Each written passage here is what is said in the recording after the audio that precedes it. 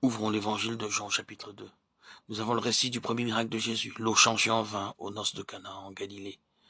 Le pivot du récit, c'est cette parole de Jésus, mon heure n'est pas encore venue. Si nous entrons dans le détail, nous constatons que les mots qui constituent les deux éléments essentiels du récit et qui nous donnent la clé de son interprétation sont les suivants, mon heure. Et il manifesta sa gloire. Nous constatons en outre que c'est le vin qui fut tout à la fois la base et l'occasion de ce miracle. Or, le vin dans la parole de Dieu est un symbole à la fois du sang et de la vie. Deux mots qui sont très souvent synonymes et très souvent interchangeables. Quand nous nous unissons autour de la table du Seigneur, nous attestons que pour nous le vin est un symbole du sang.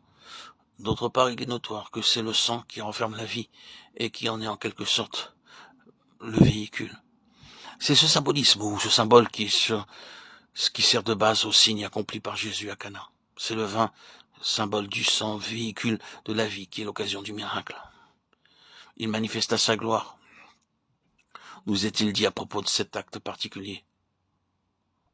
Or, cet acte, il le rattache directement à son heure. C'est donc une étape précise vers l'échéance qu'il s'est assignée. Ce n'est pas sa vie privée qui apparaît ici. Il a franchi le seuil de la vie publique et, dès ce moment, il s'avance rapidement vers son destin.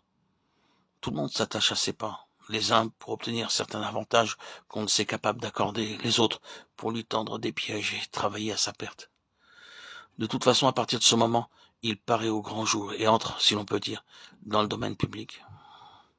Il y a de sa part dans cette entrée en scène quelque chose de volontaire, de délibéré, et sa pensée à ce moment est fixée sur cette chose particulière qu'il rattache à son heure. C'est ce pas en avant, voulu et réfléchi, qui amorcera la lutte, qui se dénouera 3 ans plus tard. À Cana en Galilée, il franchit le seuil de la vie publique par un acte qui, pour la première fois, est mis en relation avec son heure. À Gethsémané, pour la dernière fois, il prononcera la même parole, qui sera notre dernier point de repère. L'heure est venue. Voici le Fils de l'homme est livré aux mains des pécheurs. Entre ces deux points extrêmes, il y a des étapes et elles préparent et annoncent vrai jalon pour le lecteur, l'approche du dénouement. Maintenant, au fait, ce que le maître a dans la pensée, qu'est-ce donc? Pour bien comprendre la chose, nous devons nous pénétrer de cette idée que tout ce que Jésus a fait, il l'a fait de propos délibérés. Il n'a rien fait fortuitement, incidemment ou accidentellement. Il n'y a pas d'intermède dans la vie du maître. Tout se tient et se rattache directement, d'une manière ou d'une autre, au but qu'il s'est proposé, à son intention irrévocable. Invité à un mariage, il n'aurait certainement pas accepté de prendre part à une telle festivité pour de simples raisons sentimentales. Les noces de Cana ne sont pas un incident accessoire dans la vie de société à laquelle il pouvait être mêlé. Non, mais en face de cet événement, il se le soumet et le fait servir à son dessein suprême. C'est pour cela que toute cette affaire gravite de par sa volonté autour de cette expression « mon heure ». Il y a une relation positive entre ce commencement des signes, Jean 2, 11, et sa gloire. S'il s'empare ainsi de cette circonstance pour la faire servir à son but et en faire un signe, c'est donc qu'il y a là une signification à faire ressortir. Quelle est-elle? La voici. Par une magnifique leçon de choses, le Seigneur Jésus projette sur l'écran de la vie toute l'explication, le but de sa venue. Réaliser une union semblable à celle du mariage et reposant comme le mariage sur un principe de vie. C'est dans son sang, lisons-nous entre les lignes, que gît le principe de vie.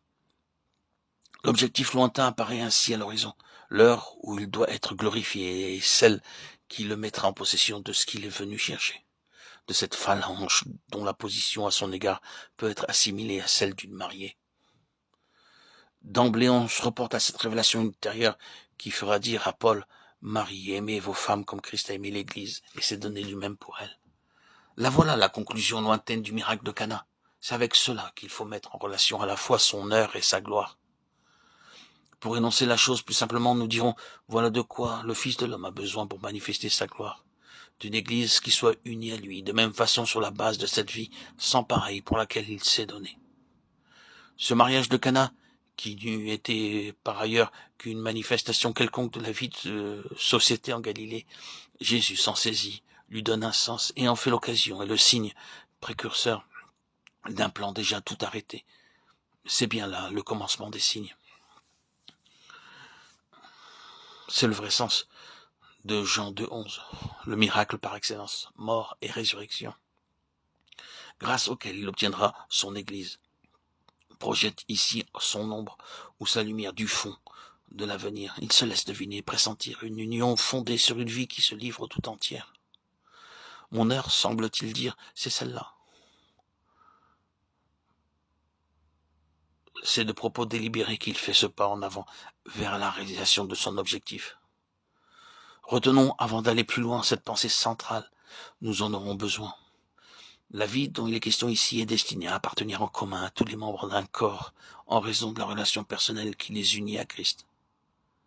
Cette relation est exactement symbolisée par le mariage, et c'est par la résurrection de Christ que cette union se consomme.